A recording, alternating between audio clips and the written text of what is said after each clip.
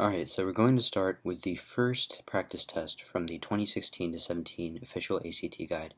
And we're going to start with the first passage from the English section. Now this first question, when we look at it, it seems like the question here is about comma placement. There is a formal rule about comma usage and how it connects independent clauses to dependent clauses, but I find that generally when people try to use this rule, they end up memorizing it word for word, and then when it comes to actually applying that rule to a passage like this one, there's a lot of mental effort involved. So instead of getting involved with the formal grammatical rules and all that, instead what we're going to do is just read the sentence out loud and pause wherever there's a comma and see if that sounds right. So let's look at the sentence as it is right now and apply that technique. Cynthia Moss has been studying elephants since 1972. So as you can see, the pause after elephants sounded somewhat unnatural, which is why we can get rid of all the options that include a comma after the word elephants. So that would mark off the no change option, which is the way the sentence is right now, and also option B.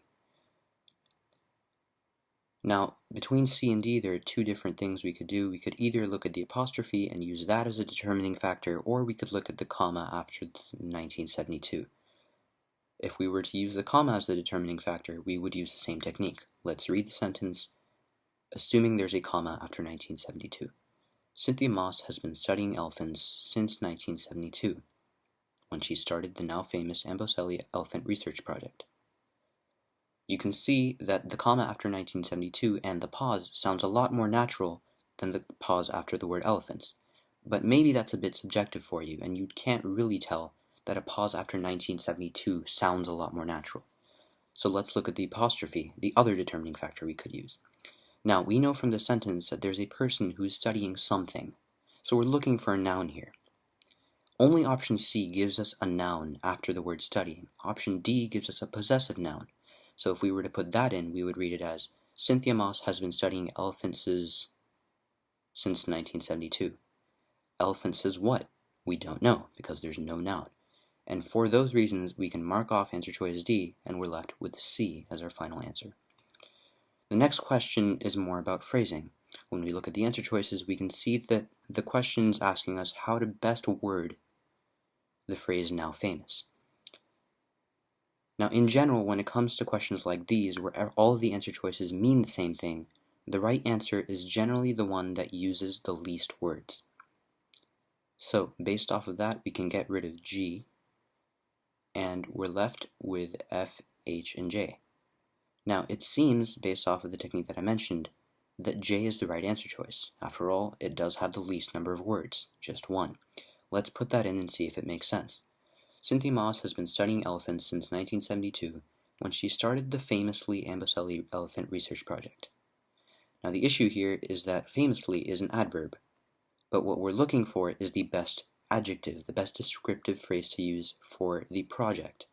An adverb doesn't do that, and for that reason we can get rid of J. We're now left with F and H. Again, H has the same issue as J. It's an adverb, not an adjective, and that's why we can get rid of H as well. We're left with answer choice F. Let's see if it makes sense. When she started the now famous Amboseli Elephant Research Project in Amboseli National Park in Kenya. Now famous is an adjective describing the research project, which makes sense. We can confirm that the answer is indeed F. Moving on to number 3. Let's read the whole sentence. An author, lecturer, filmmaker, and fierce advocate for elephants which face a daunting array of threats to their survival from droughts to human encroachment, Moss is widely considered an expert. So when it comes to this, it seems there's a punctuation question here.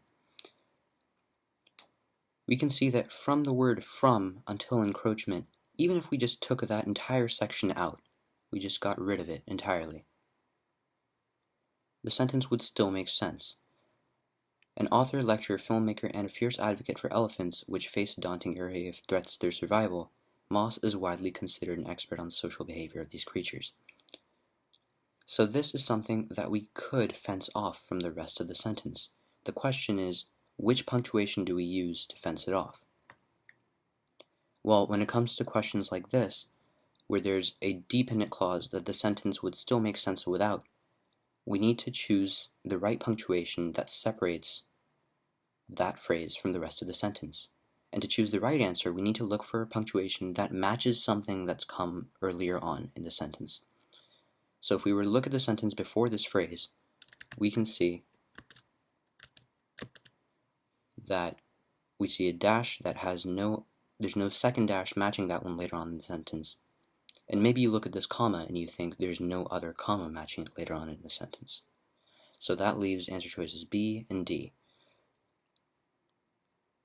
So we can get rid of A since it does not separate the dependent clause from the sentence in any way, and we can also get rid of C since it violates the matching rule. So we're left with B and D.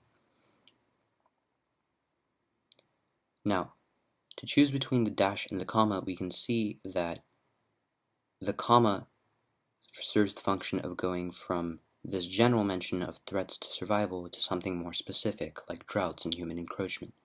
The dash, however, seeks to set apart the dependent clause from the rest of the sentence. But there's no second dash that marks the end of the dependent clause, and that's why we go with option B.